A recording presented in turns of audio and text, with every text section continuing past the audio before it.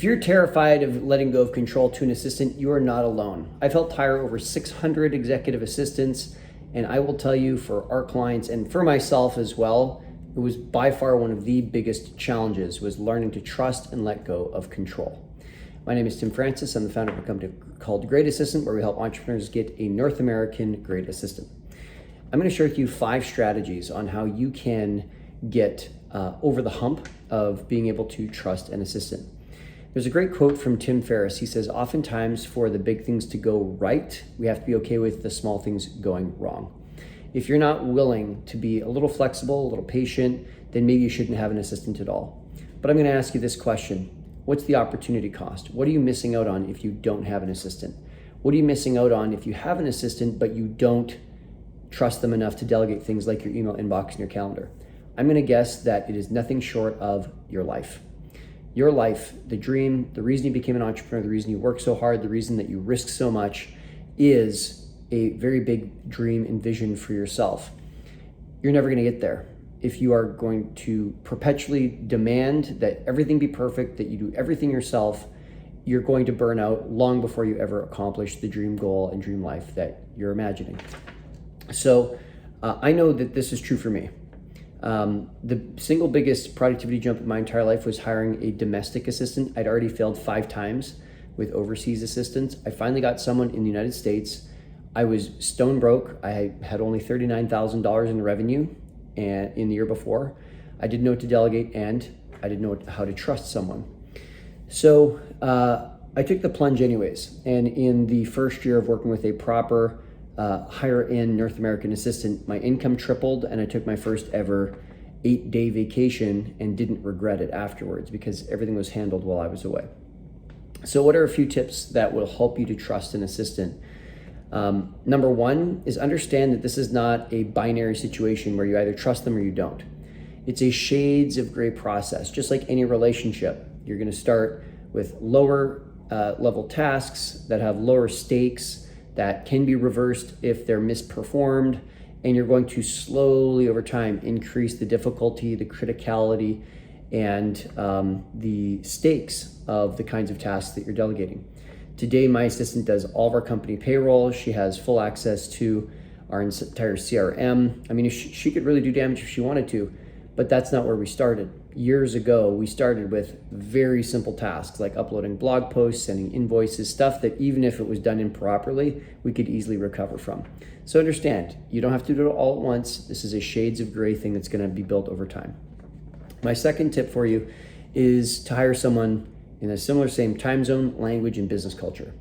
If you are if you're in Australia or New Zealand, hire someone in Australia or New Zealand who speaks your language and understands your business culture. If you're in the United States or Canada, hire someone in the United States or Canada.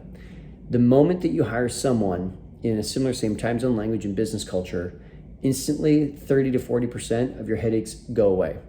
The frustrations of not being able to get a hold of them, questions of unreliable internet or electricity, all go away when you hire someone who is similar same time zone, language, and business culture. Hiring overseas, oftentimes you have issues actually with the stability, and it doesn't matter how good the individual is who you hired, just the environment that they're in is not reliable. Again, electricity brownouts, internet problems, social unrest. I mean, there's strikes and mercenaries, and it can be absolutely wild. My heart goes out to those parts of the world in these kinds of moments because there really are fantastic humans that live all over this wonderful planet. And sometimes the environment they're in just doesn't support them in working effectively and predictably. Thirdly, think about hiring someone long-term.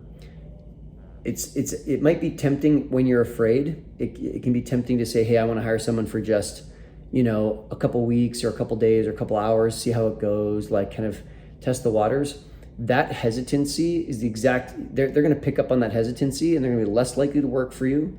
And they're going to be very cautious about moving forward. It's really incredible. Sometimes we don't realize it, but as leaders, the energy that we put into the space is what we get back.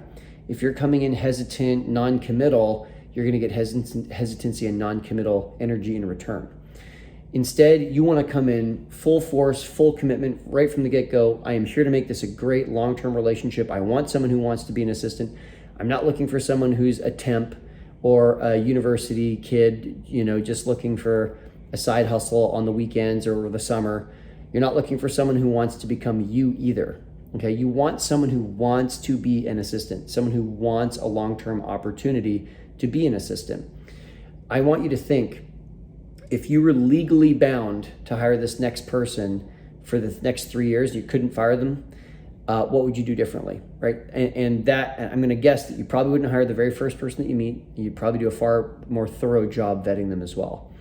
This is the right mindset. You want someone who's going to be your right-hand person, is going to be right there, and is going to be with you for not weeks and months, but years.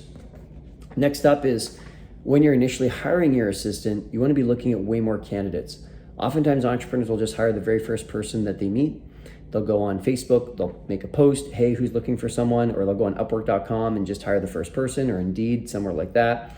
And the thing is oftentimes entrepreneurs are looking at fewer than 5 candidates and just kind of hiring the first person. We've now helped hire over 600 assistants for entrepreneurs, not for Fortune 500s, okay, but for entrepreneurs. Oftentimes entrepreneurs with small businesses. We're talking like fewer than 10 teammates. Oftentimes solopreneurs get their very first assistant through us.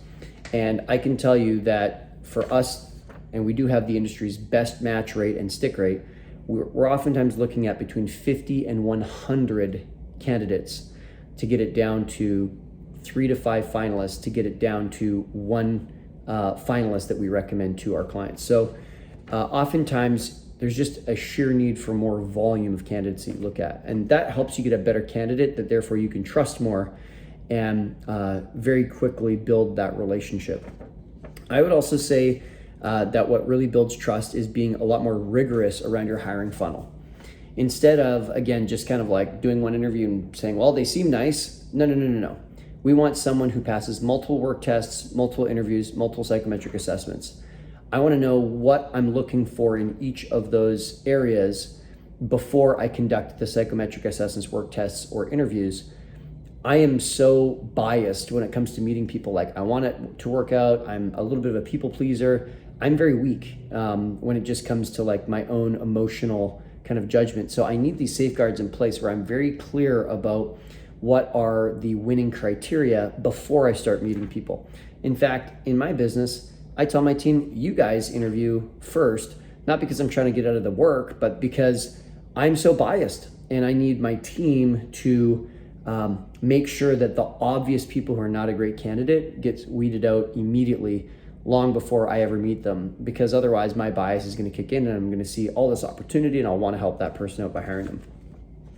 So when you are taking these kinds of approaches, my goal is, in all of this, is to take what feels like jumping the Grand Canyon and getting it down to feeling like you're, just kind of jumping over a pool, and then like bringing that down again so it feels like you're just stepping over a sidewalk crack.